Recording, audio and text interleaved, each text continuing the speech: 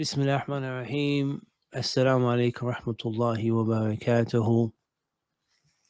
We're living in the Gaza era and we must take lessons from the situation in Gaza. And one thing that's sticking out in my mind, which I haven't been able to get over,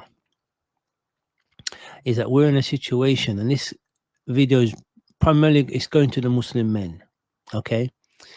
That we as a ummah, the men of this ummah, are not in a situation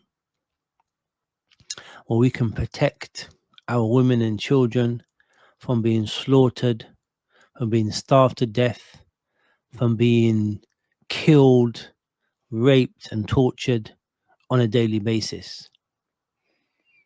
The Muslim men of this ummah are in such a bad state that one country can basically invade 6 or 7 countries and we can't do nothing to stop it.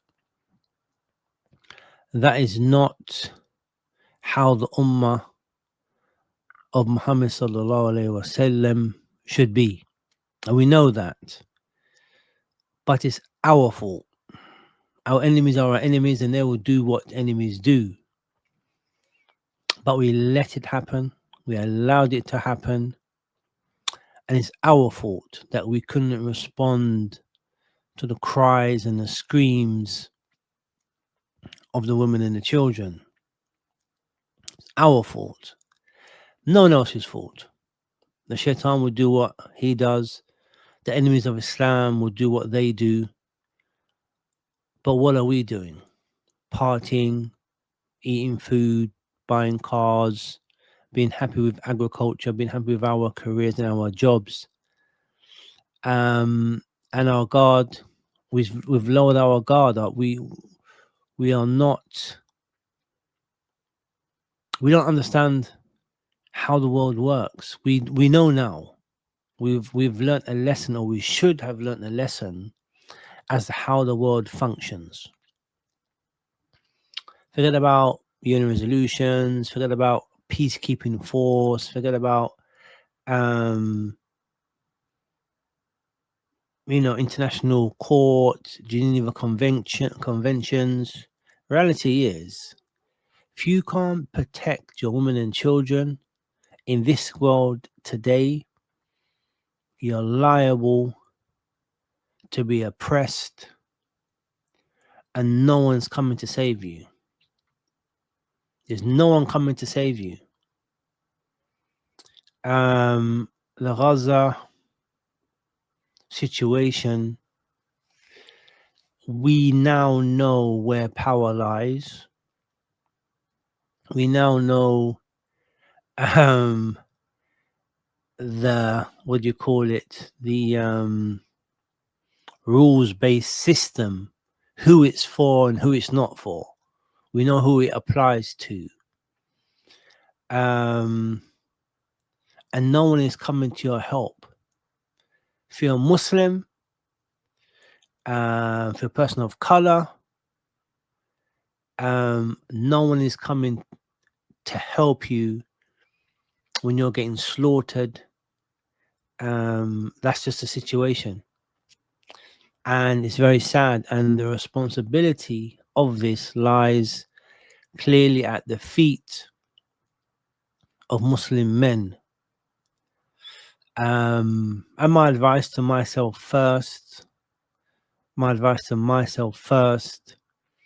is to be someone who's always prepared, someone who is trying to build and to strengthen the ummah, and to live in reality,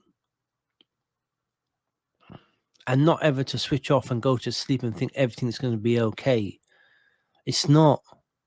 If you're a person of color, if you're a Muslim, the system, or those who control the system, if they haven't got their boot on your neck and you're not prepared, that boot soon is going to come on your neck. Like, what else can you draw from the situation in Gaza, except that if you're weak, you will be attacked and your land will be stolen, and there's nothing you can do about it because no one, the system, the rules based system, is not for you. That's just my thoughts on the Gaza situation. The responsibility clearly lies with the men of this ummah, and we need to wake up and organize ourselves and strengthen all aspects of our life as a Muslim, financially, politically, economically. We need to be in a better position. Otherwise, this will happen over and over and over and over again. It's just a reality of the world, how it is right now. The powers that be clearly have no morals, and if you've got something they want, they're coming to take it.